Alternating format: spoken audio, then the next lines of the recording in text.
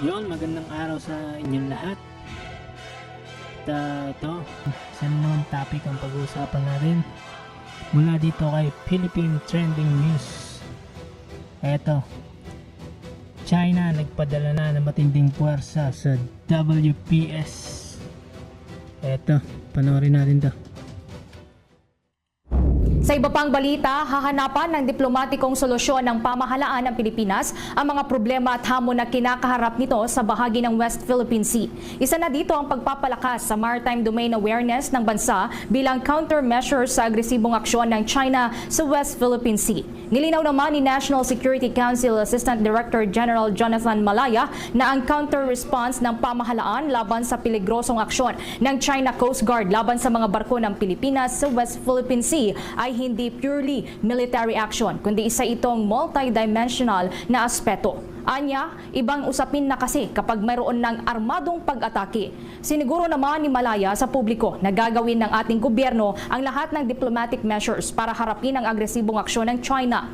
Pinatitiyak naman ni Pangulong Ferdinand Marcos Jr. na ang ipapatupad na countermeasures ng pamahalaan ay proportionate, deliberate at makatwirang tugon. Hindi lamang sa aspetong pagpapalakas sa ating military at defense capabilities, kasama na dyan ang mga kalyado at kaibigang bansa, kundi gagawin din ang lahat ng paraan sa pamamagitan niya ng diplomatikong pag-uusap para resolbahin ang hindi pagkakaintindihan.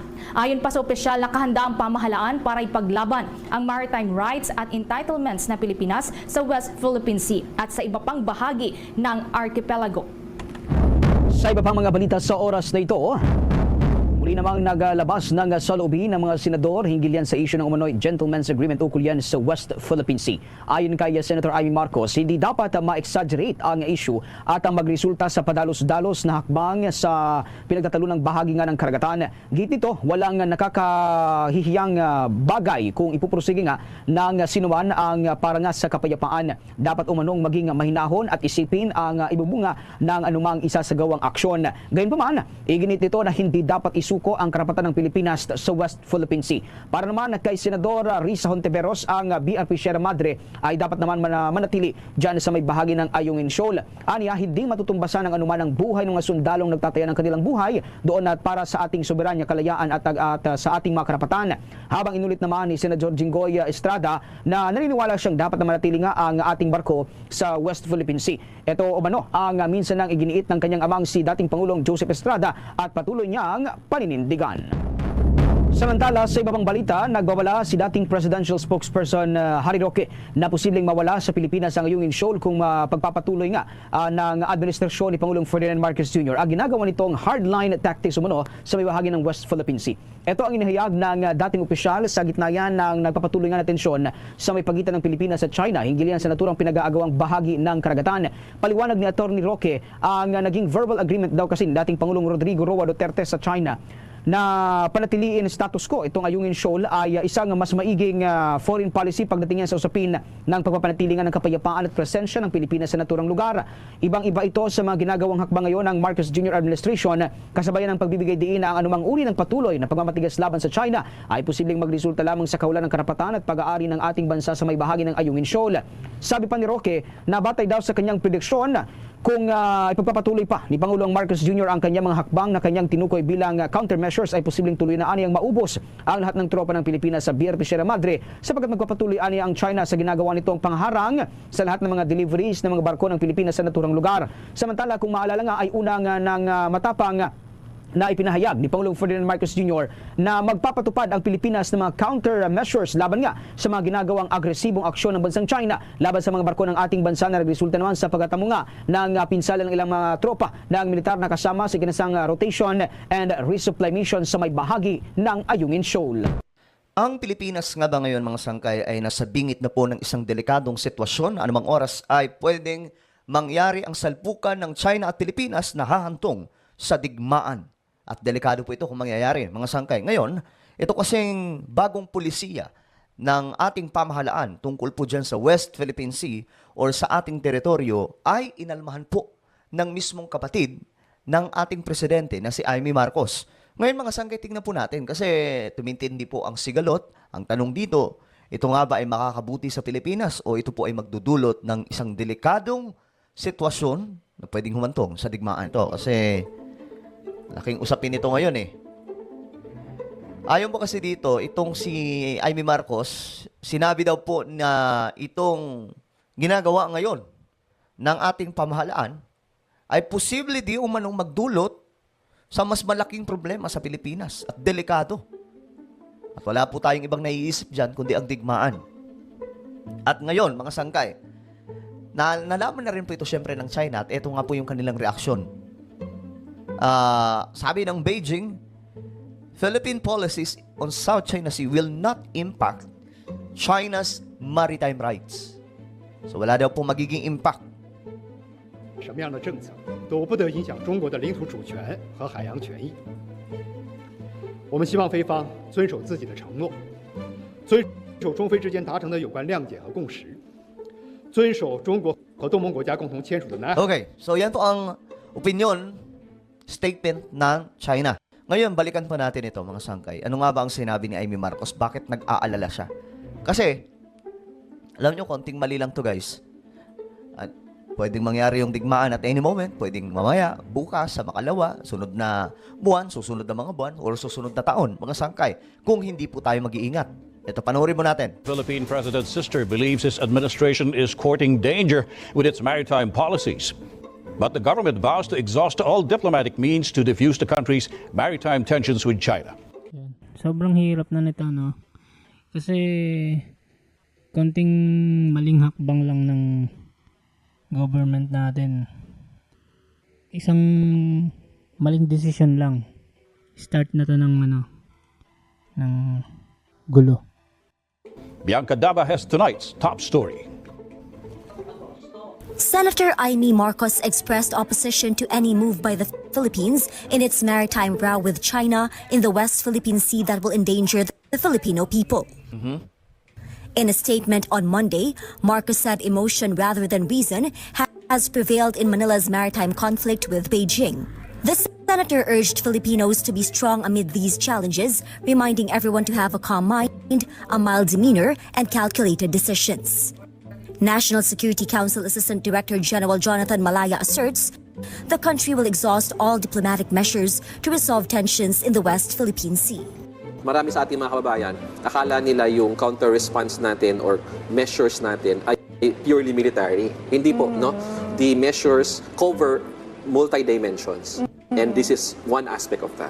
Malaya also clarified that the newly reorganized National Maritime Council will not only focus on issues in the West Philippine Sea. The last nakafocus lang tayo sa West Philippine Sea. Ngunit meron pa tayo mga ibang challenges. For example, yung sa Benham Rice, nasa east side ng ating bansa. Yung nasa north side natin sa Batanes, no? Sa south, yung facing Indonesia and Malaysia. So lahat po ng lugar na yan requires maritime domain awareness. On Sunday, Okay. So, ito daw na bagong policy ng ating pamahalaan, mga sangkay. So, hindi lang po siya nakafocus sa lugar na may sigalot ang Pilipinas at China. Kasi marami pong nagki-claim dyan, mga sangkay, okay? Dyan po yung Malaysia, Vietnam, andyan yung Taiwan. So, Brunei, I think Brunei, mayroon din po ata sila, mga sangkay, kung hindi ako nagkakamali. So, marami po dyan nagki-claim, no? Na kailangan po maging aware ang lahat ng mga kababayan natin kung ano po ang magiging action regarding dyan. Yun ang tinutukoy. Pero, tignan po natin kung ano po talaga ang totoo tungkol dyan. President Ferdinand Marcos Jr. signed Executive Order No. 57, creating the National Maritime Council, which will be headed by Executive Secretary Lucas Bersamin. It will be composed of several government agencies and will be responsible for formulating policies and strategies that will safeguard Philippine waters. Beijing, meanwhile, is shrugging off the Philippines' latest move to boost its maritime security. The Chinese Foreign Ministry also urged Manila to manage the maritime row through negotiations. Negotiations na naman. Tapos kapag ang problema dito sa China kasi, kapag mayroong usapan, hindi naman tumutupad sa usapan. Nga ang problema sa kanila eh. Merong usapan, tapos hindi tutupad sa usapan. So wala lang din. Kaya nga siguro ata itong si Bongbong Marcos biglang kumambyo eh. Kasi 'di ba, nung first quarter mga sangkay ng kanyang panunungkulan as president, nakita po natin na dikit po ang Pilipinas sa China. At kung pagbabasihan po natin yung mga statement ni BBM during the campaign and even before, mga sangkay, wala pa po siya sa kampanya bilang Pangulo. Ang stand po talaga niya yan, kailangan mag-usap ang China at Pilipinas. Tropa talaga, mga sangkay. Pero, pambira ang nangyari kasi. Bigla na lamang po tayo nagulat, no? Biglang nag-iba po ng foreign policy si BBM. Siguro, mga sangkay, nakita niya dito na hindi matino kausap tong China eh. Ayoko makipag-usap sa inyo. Eto, maninindigan ako. Tapos biglang cambio sa Amerika. 无论菲方出台什么 Stop 样的政策 instigating foreign forces to intervene in South China Sea affairs and return to the right track of properly managing the situation through negotiation and consultation. We should shoulder our due responsibilities for maintaining peace and stability in the South China Sea. Security analyst Dr. Chester Cabalza believes Di mo alam kung anong totoo sa sinasabi ng mga Chinese, no? the recent incidents of harassment by China may have pushed the Marcos administration to take another step in protecting Filipinos in the West Philippine Sea. Cabalza added the Philippines is in the right direction in partnering with seasoned maritime partners and like-minded nations. Bilateral meeting, and hopefully the reason, I think the intention of this is to build a stronger collective alliance and to campaign for the maritime security norm so that China, if convinced with this norm, will also be pacified to follow order. The China-Philippine maritime dispute took a confusing turn after former presidential spokesperson Harry Roque revealed former President Rodrigo Duterte had a gentleman's agreement with Okay. So, ayan mga sangkay, medyo alam naman na po natin yan, no? Balikan lang po natin yung sinabi ni Amy Marcos. Nandito yun, Ayan. Emotion rather than reason has prevailed in our maritime conflict with China. And this is leading us down a dangerous path that will cost us more than just Filipino pride. So dito mga sangkay, medyo kabado po itong si Amy Marcos sa mga aksyon ng ating pamahalaan. I think dito mga sangkay, hanapin ko lang. Mayroon pa po siya ditong mas klaro na sinabi po dito na nag-aalala po siya sa anumang posibleng kalabasan nitong aksyon ng Pilipinas. Itong bagong polisiya kasi, tinutukoy dyan mga sangkay, na nag-aalala po itong kapatid ng presidente natin na baka daw po mga sangkay humantong tayo sa isang mas malaking sitwasyon na hindi po natin kaayanin. Wala naman pong iba dyan mga sangkay, kundi itong ikatlong digmaang pandaigdigan na just in case na mangyayari. Kasi sinasabi po talaga na possible na maganap ito sa Pilipinas at magiging battlefield na naman po ang ating bansa. Diyos mio, Marimar.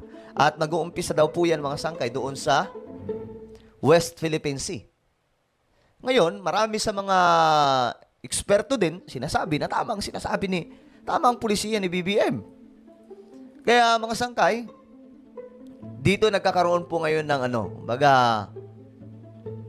usapan ng mas malalim kung ano nga ba ang maidudulot itong aksyon ng ating presidente o ng administrasyon na to. Ito ba ay makakabuti sa Pilipinas o baka dalhin tayo na ito sa digmaan?